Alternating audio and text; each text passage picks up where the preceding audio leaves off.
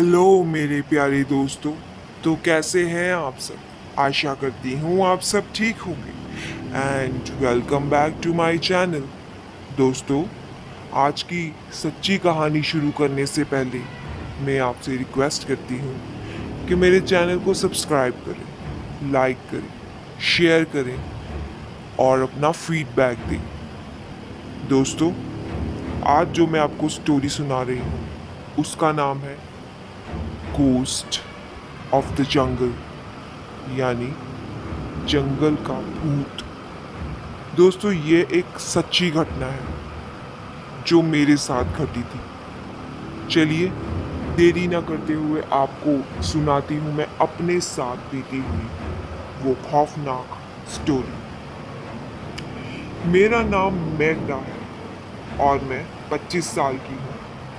मैं शहर में एक ऑफिस में काम करती हूँ। छुट्टियों में मुझे शहर की भीड़ भाड़ से दूर किसी गांव में समय बिताना बहुत पसंद है। एक छोटे से गांव में मेरा घर है जो कि जंगल के किनारे पर बसा हुआ है। पर एक हादसे के बाद मैंने उस गांव में जाना छोड़ दिया। दोस्तों, एक बार मैं काम से बहुत थक गई थी। मुझे आराम की सख्त ज़रूरत थी, इसलिए मैंने शहर से बाहर जाने की सोची। मैं अपने गांव के उसी घर में गई, अपना सामान पैक किया और अपनी कार से गांव की तरफ निकल गई। जब मैं गांव पहुंची तब शाम हो चुकी थी और मैं लॉन्ग ड्राइव की वजह से काफ़ी थक गई थी। मैं सीधे बिस्तर पर गई और सो गई। आधी रात में मेरी कार के अलार्म के बजने के कारण मेरी नींद खुली। मैंने खिड़की से बाहर की ओर देखा पर वहां कोई नहीं था। कितनी बार मैंने देखने की कोशिश की, इधर उधर, मुझे कुछ दिखाई नहीं दिया। मैंने अपनी कार कीज ढूंढी और अलार्म को बंद कर दिया। जब वह तेज अलार्म बंद हुआ तो मैं फिर से बेड पर लेट गई और सोने की कोशिश करने लगी। थोड़ी देर बाद फिर से अलार्म बजने लगा। मैंने सोते हुए अलार्म बंद कर दिया। सब कुछ एकदम शांत था। चारों तरफ खामोशी थी क्योंकि हमारा गांव जंगल के बीचों बीच था और घर आपको पता ही है गांव में कैसे होते हैं। तो दोस्तों, कुछ 5 मिनट बाद अलार्म तीसरी बार फिर से बजा। एक या दो बार तो फिर भी ठीक है, गलती से बच जाता है, लेकिन पर बार बार अब मैं जानना चाहती थी कि क्या हो रहा है। ऐसा तो नहीं है कि मेरे साथ मजाक कर रहा है कोई, गांव के बच्चे शरारत कर रहे हों। पर आधी रात को गांव के बच्चे मेरे साथ शरारत क्यों करेंगे? 2-2:30 बजे, वो भी गांव में तो बहुत जल्दी सो जाते हैं ना। तो दोस्तों, इस समय इतनी रात को पता नहीं। मैं पर्दे के पास गई और खड़ी होकर देखने लगी चुपके से कि आखिर कौन है जो मेरे साथ शरारत कर रहा है। थोड़े समय बाद मैंने चांद की रोशनी में किसी को झाड़ियों में से मेरी कार की ओर आते हुए देखा। वह जो कोई भी था गाइस, वह काफी लंबा, पतला और काले रंग का था। उसे देखते ही मेरे रोंगटे खड़े हो गए। एक तो दूर दूर घर, कोई पास में नहीं, और ऐसी चीज को देखना रात में, आप सोच ही सकते हो कि कितना डरावना होगा। दोस्तों, वह कार के पास आया और उसने अपने लंबे और पतले हाथ से कार को नोक किया। फिर से अलार्म बजा, पर वह डार्क फिगर तेजी से वापस झाड़ियों में चला गया। उस वक्त मैं जान चुकी थी क्या हो रहा है। मैं डर से कांप रही थी। मैं अलार्म को बंद कर उस चीज पर नजर रखने लगी। वह चीज झाड़ियों से बाहर आई और धीरे धीरे मेरे घर के गेट के पास बढ़ने लगी। अपने एक हाथ से उसने गेट के लॉक को खोला। मैं इतना डर गई थी कि मैं हिल भी नहीं पा रही थी। मेरे दिमाग में कई तरह के बुरे ख्याल आ रहे थे। वो क्या है? वह मुझसे क्या चाहता है? वह क्या कर रहा है? क्या वह यहाँ से कभी जाएगा भी? मेरे शरीर में सिर से लेकर पांव तक कपकपी छूट गई। मेरा गला सूखा था और मेरा दिल जोरों से धड़क रहा था। मैं बहुत ही भयभीत हो चुकी थी और डर के मारे मेरे दांत किटकिटा रहे थे। मैंने खुद पर काबू पाया और सोचा कि अगर मैं ही डर गई तो फिर तो आज रात मेरा अंत है। मैं उतनी जल्दी से नीचे चली गई जितनी तेजी से मैं जा सकती थी। मैं बस लाइट्स ऑन करने ही वाली थी कि तभी मेरे पांव जम गए। वो डार्क फिगर खिड़की पर खड़ा था।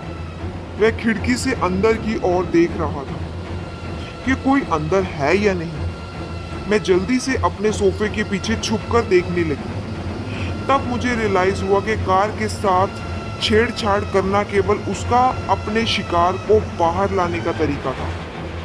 मैं उसके डरावने चेहरे से अपनी आंखों को हटा नहीं पा रही थी। दोस्तों, उसका चेहरा बहुत भयानक था। आप सोच ही सकते हो कि उस समय मेरी क्या हालत हो रही होगी। उसकी चमड़ी राख की तरह थी जिस पर सिलवटें पड़ी हुई थी। उसकी आंखें छोटी और पूरी तरह से काली थी, जैसे कोई शैतान हो। उसकी नाक की जगह पर दो बड़े बड़े गड्ढे थे।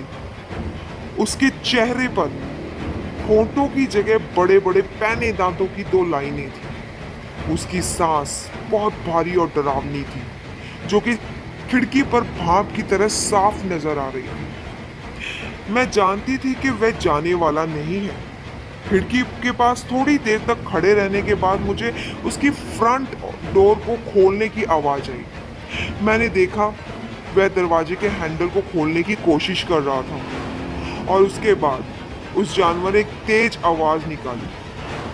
दोस्तों, वह आवाज़ किसी इंसान की तो हो ही नहीं सकती थी।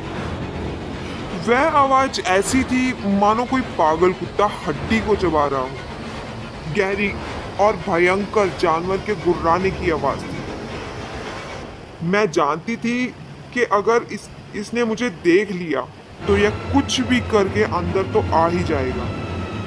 पर इतना शुक्र है कि मैंने अपने मेन डोर के तीनों लॉक लगाकर रखे थे।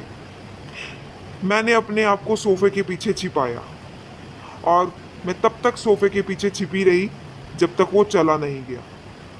मैं सोफे की परछाइयों में छिपना चाहती थी और बिल्कुल भी आवाज़ नहीं करना चाहती थी। मेरी आंख से आंसू बह रहे थे। मैं अपनी नसों की आवाज़ सुन पा रही थी। मैं बस मरने ही वाली थी। मुझे नहीं पता मैं कितनी देर तक वहाँ छिपी रही। जब मैं उठी तो मैंने दरवाजे की तरफ देखा। वह जानवर जा चुका था। दरवाज़ा अपनी जगह पर था और सब कुछ सेफ लग रहा था। मैं सीढ़ियों से ऊपर की तरफ गई और मैंने खिड़की से बाहर की ओर देखा। बाहर रोशनी थी। वहाँ पर किसी भी तरह का कोई खतरा नहीं नजर आ रहा था मुझे। मैंने इस मौके का फ़ायदा उठाया और अपनी चाबियों को लिया। मैंने अपना सामान भी नहीं लिया। मैं कार की तरफ भागी। मैं कार में गई और दरवाजे को बंद कर दिया और फिर इधर उधर देखने लगी कि कहीं वो शैतान मुझे देख तो नहीं रहा, कहीं मैं उसकी चाल का शिकार तो नहीं हो गई। पर फिर मैंने सोचा नहीं, अभी मैं कार में हूँ, सेफ हूँ। और मैंने जितनी तेजी से हो सके उस गांव से बाहर निकल गई। मैं तब तक गाड़ी चलाती रही जब तक मैं अपने शहर ना पहुंच गई। जब मैं अपने अपार्टमेंट में पहुंची, मैंने रेडियो ऑन किया और मैं एक न्यूज़ सुनने लगी। अनाउंसर ने कहा कि गांव से 2 लड़कियों की लाशें मिली हैं। उनका शरीर बुरी तरह से कटा फटा पड़ा हुआ था, एक नदी के किनारे। मुझे मालूम है, जो वो जानवर चाहता था उसे वो मिल गया था। तो दोस्तों, ये घटना हुई थी मेरे साथ। आशा करती हूँ आपको आज की ये मेरी भयानक स्टोरी, सच्ची स्टोरी आपको पसंद आई होगी। पसंद आई तो लाइक करें, शेयर करें और प्लीज़ मेरे चैनल को ज़्यादा से ज़्यादा सब्सक्राइब करें। आपके साथ की बहुत ज़रूरत है मुझे दोस्तों। जो सब्सक्राइब का लाल बटन है उसको ग्रे कर दें। अगर कुछ फीडबैक देना चाहते हैं तो ज़रूर दें दोस्तों। मिलती हूँ अपनी नई असली सच्ची रियल स्टोरी के साथ अगले मंगलवार, ब्लडी मंगलवार। तो दोस्तों, इसी के साथ अगली बार मिलने का वादा करते हुए आपसे विदा लेती हूँ और आशा करती हूँ कि आप मेरी स्टोरियों को पसंद करते रहेंगे। दोस्तों, घर पे रहिए, सेफ रहिए, सुरक्षित रहिए और अपना ख्याल रखिए। Bye guys, take care. कहीं आज रात आपकी गाड़ी का अलार्म ना बज जाए।